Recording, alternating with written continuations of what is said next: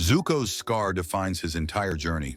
It's a symbol of his pain, his exile, and his redemption. But what if he never got it? What if he never had to hunt the Avatar? How different would the world of Avatar: The Last Airbender be? This one change could rewrite everything. The Fire Nation's rule, Aang's destiny, and even the outcome of the war. Let's break down this alternate timeline and what it means for the world of Avatar. So, what actually happened to Zuko in the original timeline? To understand how things would change, let's go back to the moment that shaped everything. Zuko's exile started when he spoke out in a Fire Nation war meeting. He thought he was defending innocent soldiers, but his father, the Fire Lord, saw it as weakness.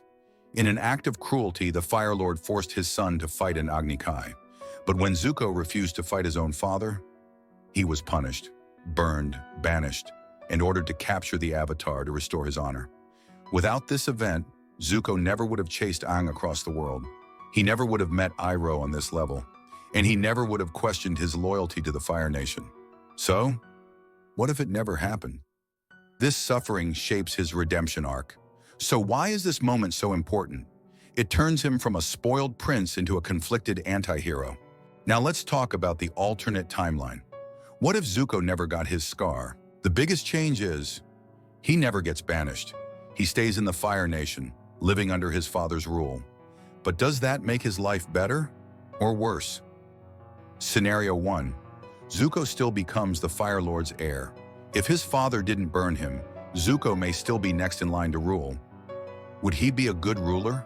Without exile, Zuko never learns humility. He never learns the struggles of people outside the Fire Nation. He might grow up loyal to his father, believing the Fire Nation's war is justified. And then there's Azula. If Zuko never leaves, does she still see him as a rival? Does she manipulate their father to turn against him? Maybe Zuko's fate is in exile, but something far worse. Scenario 2. The Avatar is captured sooner. In the real timeline, Zuko's exile led him to Aang. But if he's not searching for the Avatar, someone else is. Maybe Admiral Zhao captures Aang first. Maybe Aang never meets Zuko and Iroh. Without Zuko as a rival, does Zhao succeed? Imagine an alternate timeline where Aang is taken to the Fire Nation much earlier. Would he have escaped, or would he have been locked away, ending the war before it even started? Scenario 3. Zuko becomes a ruthless general instead of a redeemed hero. Without his suffering, he may never meet Uncle Iroh on the same level. Zuko's anger is never directed at his father. Instead, he might prove his worth by leading the Fire Nation's armies. He could become one of the Fire Lord's most feared generals. Would this version of Zuko ever betray his father? Or would he help conquer the world? How this affects Aang, Iroh, and the war. How does this change Aang's journey? Now let's think about the bigger picture. If Zuko never leaves, that means no Uncle Iroh on Team Avatar. Iroh's guidance was crucial in shaping Zuko's redemption. But in this timeline, Iroh is stuck in the Fire Nation, unable to help. Without Iroh, does Zuko ever question his loyalty? And what about Aang? Without Zuko's redemption, Aang never learns firebending from him. He might not even be ready for Sozin's comet. Maybe in this world, Azula rises to power instead. Maybe Zuko helps her. Without his exile, there may be no one left to stop the Fire Nation's complete domination. The big reveal. Who wins the war? Would the Fire Nation have won without Zuko's redemption arc? In the real timeline, Zuko turns against his father and helps Team Avatar, but in this world that may never happen.